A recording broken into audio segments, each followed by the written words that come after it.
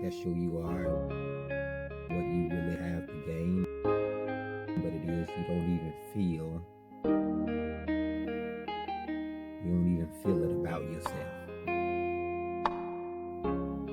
So people are projecting over you, trying to be positive, but they're your family.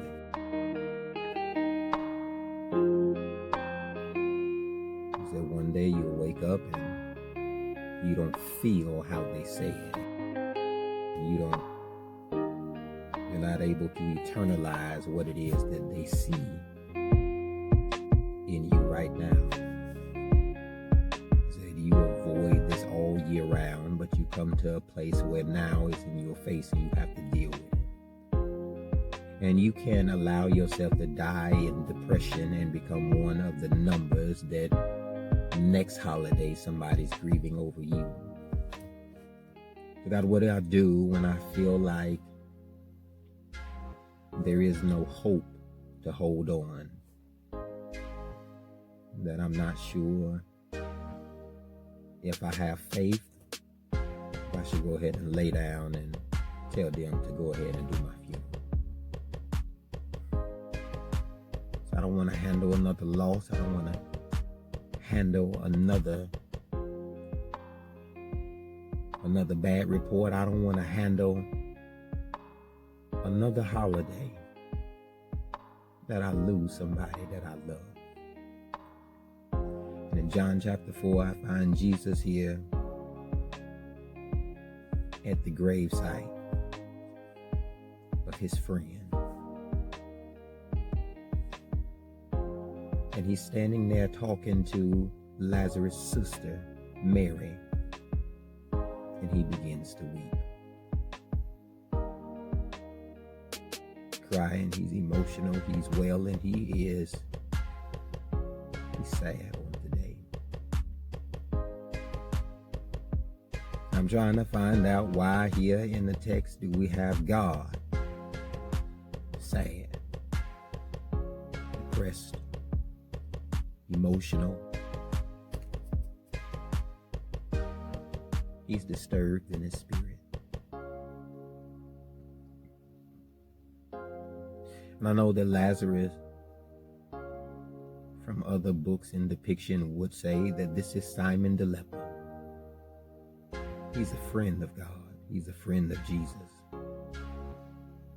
And I know many people don't focus on his side of the story, but just for a second, I want to talk about Lazarus today.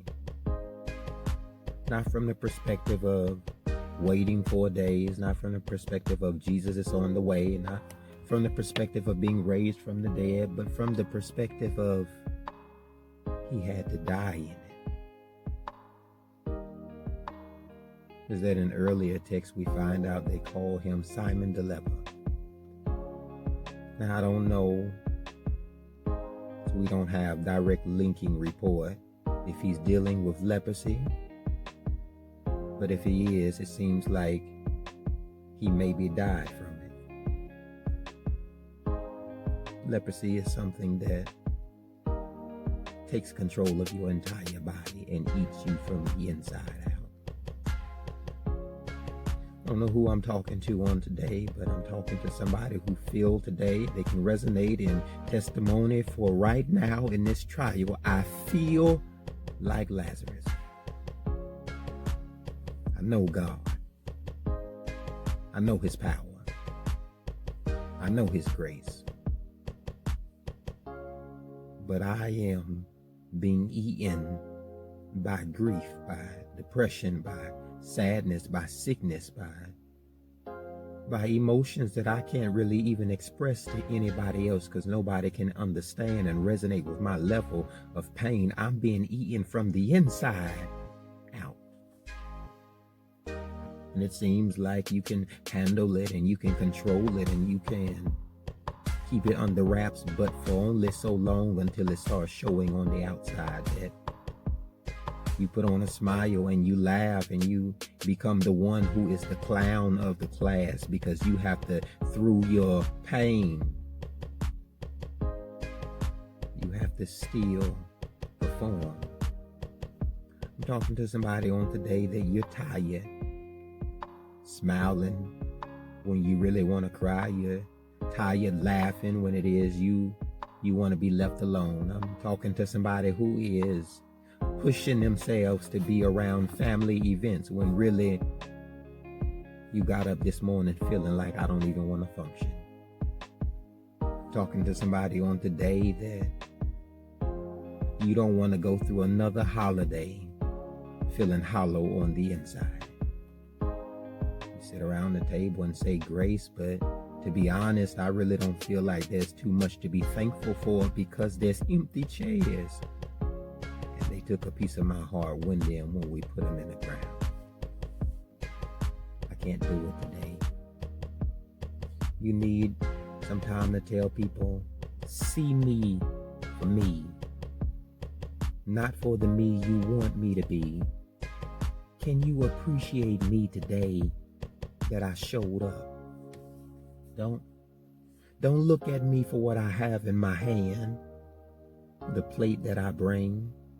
Appreciate me that I dragged myself here for you. And Jesus is crying in the text because somebody who's dealing with the demon of depression for what it is that you have love lost. I resonate. I can identify. I know what it is to lose.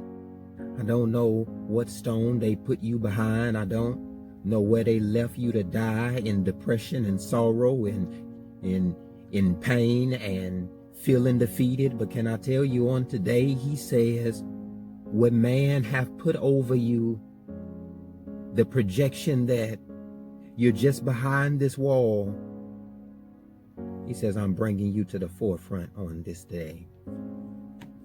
He says, I'm bringing you past where it is they would lay you to rest, to deal with the depression, to deal with the holidays, to deal with the sorrow and the sadness by yourself.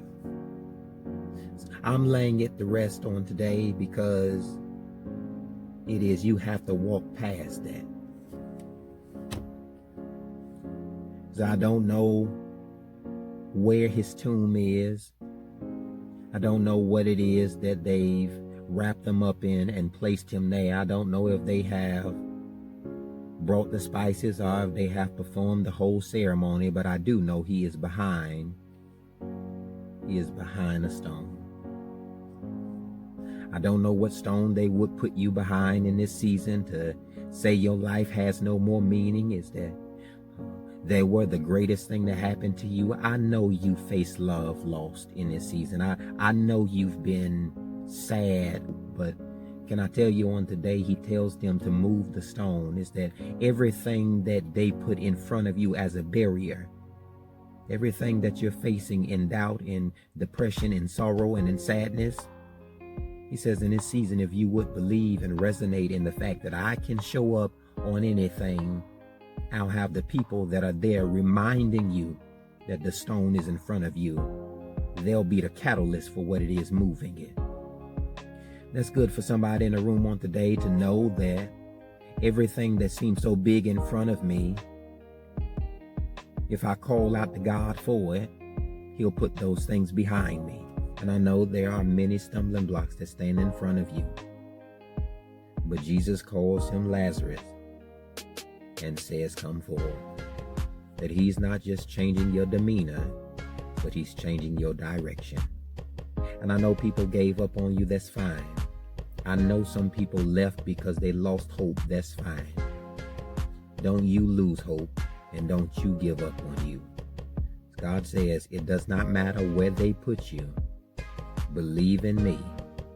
Believe the plan, believe the purpose, and I'll bring you back from the worst things. As long as you acknowledge me, I'm going to bring you to a place where you'll be walking into your destiny and they can't do nothing but stand around and see.